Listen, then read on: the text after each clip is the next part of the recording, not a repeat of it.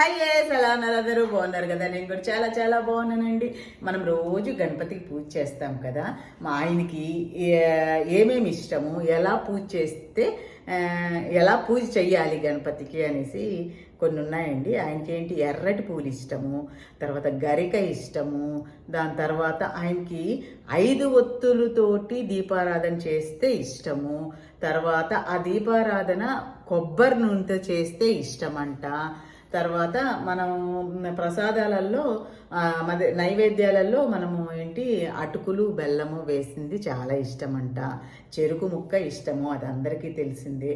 So మనమైతే దీపారాధన చేసేటప్పుడు వినాయకుని ముందు కానీ వెలిగిస్తే, నేనైతే మా ఇంట్లో ఈ వినాయకుడు ఉన్నారు కదా, ఆయనకి నేను రోజు 5 ఒత్తుల ప్రమిదని వెలిగిస్తాను. తర్వాత ఏంటి మనం కొబ్బరి నూనెతో వెలిగిస్తాను అనమాట.